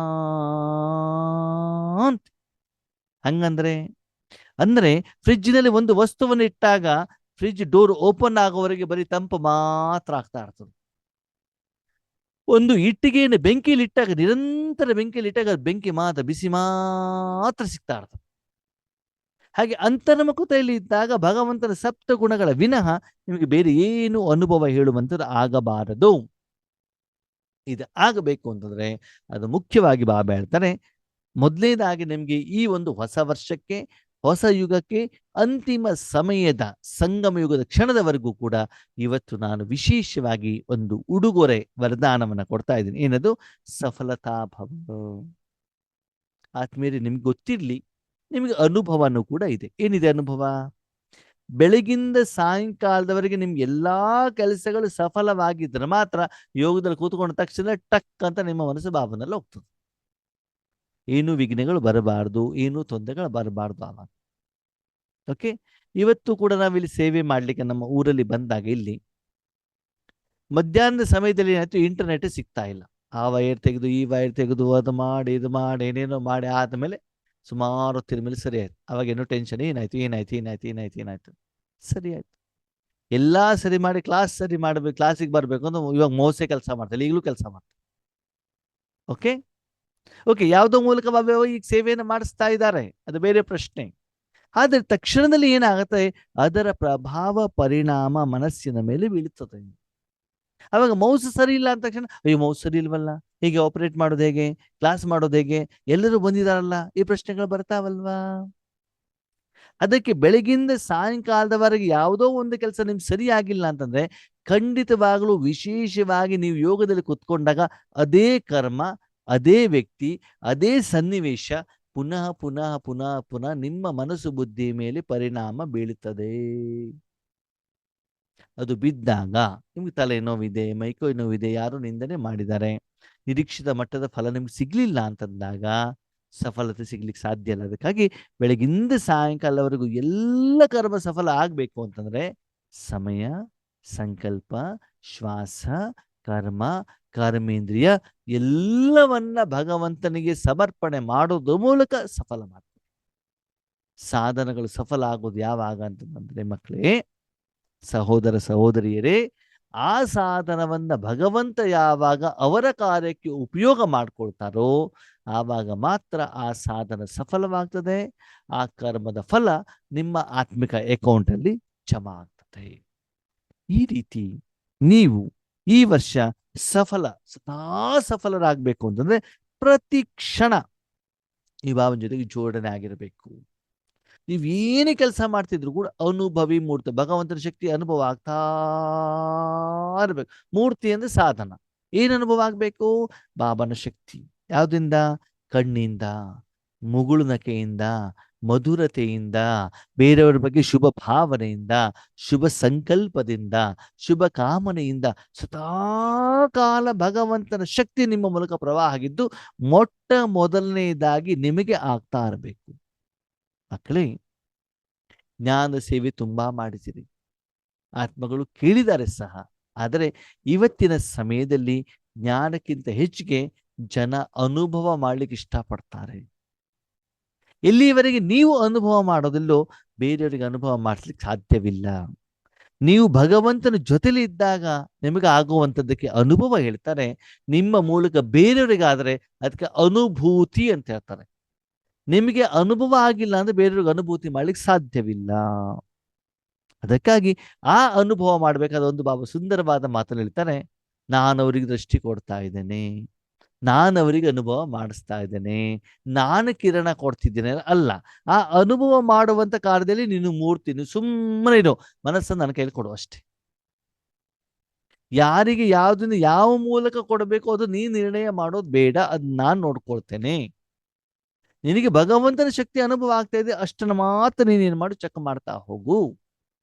ಆರ್ತಿ ಸ್ಥಿತಿಯಲ್ಲಿ ಇದ್ದಾಗ ಕರ್ಮ ಮಾಡಾದ್ಮೇಲೆ ಅವ್ರು ಹೇಳ್ತಾರೆ ಏನಂತ, ಪ್ರಕಾಶದ ಅನುಭವ ಆಯ್ತು, ಹಗುರತೆಯ ಅನುಭವ ಆಯ್ತು, ಶಕ್ತಿಯ ಅನುಭವ ಆಯ್ತು, ಆಮೇಲೆ ಹೇಳ್ತಾರ ಅವ್ರು. ಅವಾಗ ಗೊತ್ತಾಗತ್ತೆ, ಹಾ ಎಸ್ ಬಾಬಾ ನಮ್ಮನ್ನು ಉಪಯೋಗ ಮಾಡಿಕೊಂಡಿದ್ದಾರೆ. ಹೀಗೆ ಮಕ್ಕಳೇ, ಇನ್ನು ಮೇಲೆ ಅನುಭವದ ಆಧಾರದಲ್ಲಿ ಬೇರೆಯವರಿಗೆ ಕೆಲವೊಂದು ಕ್ಷಣದಲ್ಲೇ ಏನಾಗಬೇಕು, ಅನುಭವ ಮಾಡುವಷ್ಟು ನಿಮ್ಮಲ್ಲಿ ಬರಬೇಕು ಅಂತಂದ್ರೆ ಅಷ್ಟು ಪರಮಾತ್ಮನ ಶಕ್ತಿ ಆ ಸಾಧನದ ಮೂಲಕ ಹೊರಗಡೆ ಹೋಗ್ಬೇಕು. ಇವತ್ತು ನಿಮ್ಮ ಮನೆಗಳಲ್ಲೂ ಕೂಡ ನಿಮ್ಮ ಮಕ್ಕಳಿಗೆ ನಾನು ಚಪಾತಿ ಹೆಂಗ್ ಮಾಡ್ತೇನೆ ಹೇಳ್ಕೊಡ್ತೇನೆ ಬಾ ಅಂದ್ರೆ ಬರೋದಿಲ್ಲ. ಚಪಾತಿ ಮಾಡಿಡಿ, ತಿನ್ಲಿಕ್ಕೆ ಮೊದಲು ಬರ್ತಾರೆ, ನಿಮ್ಗೆ ಇರೋದಿಲ್ಲ ಆಮೇಲೆ ಅಲ್ವಾ.